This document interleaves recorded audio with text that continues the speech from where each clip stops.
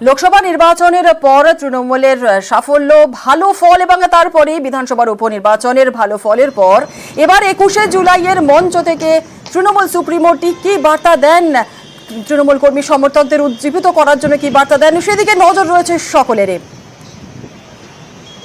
শহীদ তর্পণ পাশাপাশি লোকসভা এবং উপনির্বাচনের বিপুল জয় মা মাটি মানুষকে উৎসর্গ করবেন মাননীয় মুখ্যমন্ত্রী। বিরাট সমাবেশ হবে, বিপুল সমাবেশ হবে। জেলাগুলি থেকে বহু সংখ্যক মানুষ আসতে শুরু করেছেন। তৃণমূল পরিবার তাদের জন্য যে ব্যবস্থাপনা সীমিত সাধ্যে করতে পেরেছে, সুষ্ঠুভাবে এত বড় সমাবেশ করার জন্য নেতৃত্ব তার দিকে পুরোদস্তুর নজর দিচ্ছেন, তার সমস্ত প্রক্রিয়া চলছে। আর ২১শে জুলাইয়ের সমাবেশের জন্য ইতিমধ্যে দূর দূরান্ত থেকে প্রচুর কর্মী সমর্থকরা বিভিন্ন জেলা থেকে আসতে শুরু করে দিয়েছেন। আর এবারের ২১শে জুলাইয়ের সমাবেশের মূল মঞ্চ ৫২ ফুট বাই ২৪ ফুট। এখানে থাকবেন তৃণমূলের শীর্ষ নেতা, সাংসদ, বিধায়ক, মন্ত্রী এবং আমন্ত্রিতরা। কেমন হচ্ছে মঞ্চ, সেই নিয়ে কথা বলবো। আমাদের সঙ্গে রয়েছেন আমাদের প্রতিনিধি বিশ্বজিৎ সাহা। সরাসরি চলে যাব বিশ্বজিতের কাছে। বিশ্বজিৎ, শেষ মুহূর্তে প্রস্তুতি কেমন এবং কেমন হচ্ছে এবারের মঞ্চ?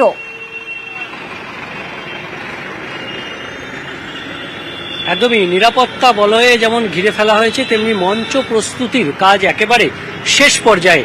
সেই মঞ্চের প্রস্তুতির কাজ আরও একবার দেখাবো। এখানে যে মূল মঞ্চ তৈরি হচ্ছে, ২১শের সমাবেশ আজ আর মাত্র ২৪ ঘন্টা সময় রয়েছে। ঠিক বেলা ১২টায়, আগামীকাল বেলা ১২টায় এই মঞ্চে সমাবেশ হবে এবং এই মঞ্চের মূল বক্তা মমতা বন্দ্যোপাধ্যায়, তার ছবি সহ ২১শে জুলাইয়ের অমর ২১শে জুলাই শহীদ স্মরণে যে শ্রদ্ধাঞ্জলি, সেই শ্রদ্ধাঞ্জলি জানানো। আমরা জানি যে কলকাতার রাজপথে পুলিশের গুলিতে নিহত হয়েছিলেন ১৯৯৩ সালের ২১শে জুলাইয়ে ১৩ জন যুবক। বন্দন দাস, মুরারি চক্রবর্তী, রতন মণ্ডল, বিশ্বনাথ রায়, কল্যাণ ব্যানার্জির মতো যে ১৩ জন শহীদ হয়েছিলেন, সেই ১৩ জনের শহীদের সমাবেশ এখানে করা হয়, শ্রদ্ধাঞ্জলি জানানো হয়। এখানে শহীদ পরিবাররা থাকেন, তাদের জন্য একটি মঞ্চ করা হয়, সেটাও ৪০ বাই ২৪ ফুট। বাকি আরও একটি মঞ্চ থাকে যেখানে কাউন্সিলর এবং জেলা থেকে আসা নেতারা তারা থাকবেন, সেটাও ৪৮ বাই ২৪ ফুট। এবং মূল যে মঞ্চ যেটা আমরা দেখতে পাচ্ছি, যে মূল মঞ্চ, সেই মূল মঞ্চে একটি পোডিয়াম থাকছে। সেই মূল মঞ্চ যেটি একেবারে ৫২ বাই ২৪ ফুট, সেখানেই থাকবেন মমতা বন্দ্যোপাধ্যায় সহ তৃণমূলের শীর্ষ নেতৃত্ব থাকবেন, তেমনি সেলিব্রিটিরা থাকবেন, সাংসদ, মন্ত্রীরা তারা থাকবেন। এবং সেখানেই সেই সমাবেশকে ঘিরে নিরাপত্তার ঘেরাটোপ সিসিটিভিতে মুড়ে ফেলা হয়েছে এই এলাকা। কলকাতা শহর জুড়ে বিভিন্ন জায়গায় হেল্প ডেস্ক থাকছে কলকাতা পুলিশের, এবং তৃণমূল কংগ্রেসের তরফে আলাদাভাবে থাকছে হেল্প ডেস্ক। বিভিন্ন জায়গায় ওয়াচ টাওয়ার কলকাতা পুলিশ তৈরি করছে বিভিন্ন জায়গায়, তেমনি পাশাপাশি সিসিটিভি, এই গোটা ধর্মতলা চত্বর কার্যত সিসিটিভিতে মুড়ে ফেলা হয়েছে। পাশাপাশি উচ্চ পর্যায়ের পুলিশ আধিকারিকরা যেমন থাকবেন, বিভিন্ন রাস্তা আগামীকাল বিভিন্ন রাস্তায় যান নিয়ন্ত্রণ করা হবে। কিছু কিছু রাস্তায় পুরোপুরি যে পার্কিং নিষিদ্ধ করা হয়েছে, অর্থাৎ এই সমাবেশকে ঘিরে যে মিছিল আসবে, সেই মিছিলের স্রোত যাতে মিছিল বাধাপ্রাপ্ত না হয় এবং স্মুথলি যাতে এই যান চলাচল, শহর যাতে যান চলাচল থাকে, সেই জন্য কিছু জায়গায় যান নিয়ন্ত্রণ করা হয়েছে। বেশ কিছু রোডে কলকাতা পুলিশের ৫,০০০ জন পুলিশ কর্মী, তারা যেমন থাকবেন, ৪,০০০ স্বেচ্ছাসেবক থাকবে তৃণমূল কংগ্রেসের। অর্থাৎ সব মিলিয়ে প্রস্তুতি একেবারে চরম পর্যায়ে। এবং ধর্মতলার মূল মঞ্চ, সেখানেও সেই প্রস্তুতির কাজ, একেবারে শেষ পর্যায়ের প্রস্তুতির কাজ চলছে। একেবারে বিশ্বজিৎ, অনেক ধন্যবাদ। কথা বলছিলাম আমাদের প্রতিনিধি বিশ্বজিৎ সাহার সঙ্গে। শেষ মুহূর্তের প্রস্তুতির ছবি আমরা দেখাচ্ছিলাম। আর ইতিমধ্যেই শিয়ালদা স্টেশনে আসতে শুরু করে দিয়েছেন তৃণমূলের কর্মী সমর্থকরা। উত্তরবঙ্গ থেকে প্রচুর কর্মী সমর্থকরা তারা আসতে শুরু করে দিয়েছেন। শিয়ালদা স্টেশনের ছবি দেখছেন।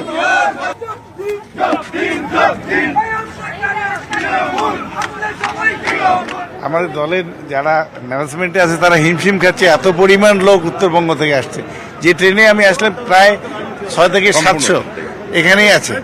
এর আগে উত্তরবঙ্গে এসেছে, তারা তিস্তা তোষে আসছে, আরও স্পেশাল ট্রেনগুলোতে আসছে, চলছে। আজকেও আসবে, কালকে সকালে আসবে।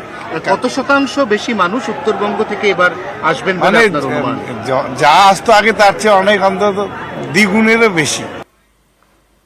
উত্তরবঙ্গ থেকে বিপুল পরিমাণ কর্মী সমর্থকরা আসতে শুরু করে দিয়েছেন। তিস্তা তোর্সা এক্সপ্রেসে তারা এসেছেন এবং তাদেরকে রাখার ব্যবস্থা হয়েছে গীতাঞ্জলি স্টেডিয়ামে, তাদের জন্য বিশেষ ব্যবস্থা করা হয়েছে গীতাঞ্জলি স্টেডিয়ামে, দেখছেন সেই ছবি।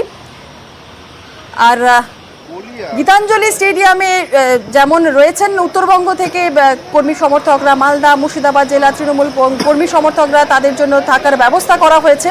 প্রায় 5,000 কর্মীদের সেখানে আনা হয়েছে। আমাদের সঙ্গে রৌনক রয়েছে, আমাদের প্রতিনিধি, সরাসরি কি ব্যবস্থা রয়েছে, কি এই মুহূর্তে সেখানকার কি ছবি, রৌনকের কাছ থেকে জেনে নেব। রৌনক, কি ছবি এই মুহূর্তে গীতাঞ্জলি স্টেডিয়ামে?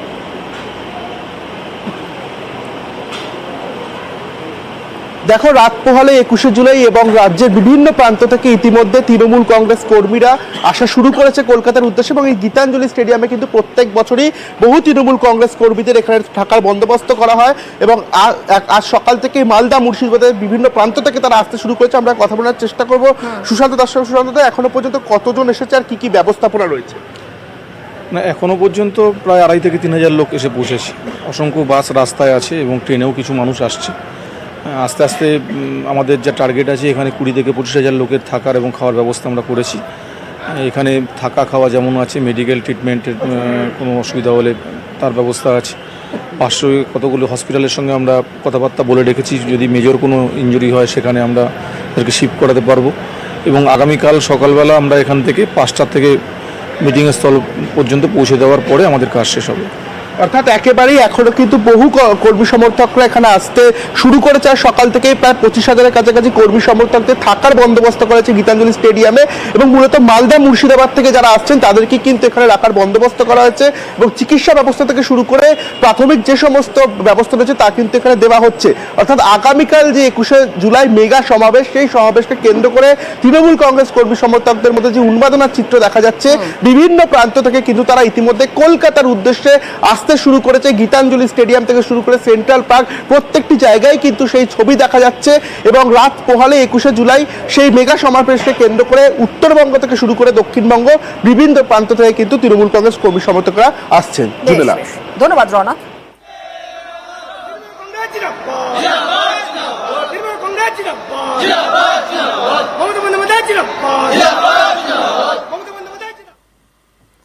একুশে জুলাইয়ের সমাবেশের প্রস্তুতের মধ্যেই গোষ্ঠী কোন্দল।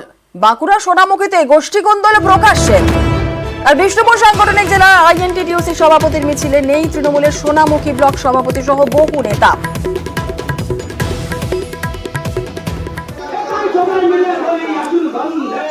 আর 24 ঘন্টার মধ্যে একই ইস্যুতে আরো একটি মিছিল। 21শে জুলাইয়ের সমাবেশের প্রস্তুতির মধ্যেই গোষ্ঠী কোন্দল। দেবব্রত আমাদের সঙ্গে রয়েছে, দেবব্রতর কাছ থেকে আরো একটু বিস্তারিত জানতে চাইবো যে দেবব্রত, 24 ঘন্টার মধ্যে একই ইস্যুতে আরেকটি মিছিল, ঠিক একটু জানতে চাইবো যে ঠিক কি ঘটনা। একেবারে চুনেলা, দেখো, ইস্যু এক, জায়গা এক, পতাকা এক, কিন্তু ভিন্ন ভিন্ন মিছিল।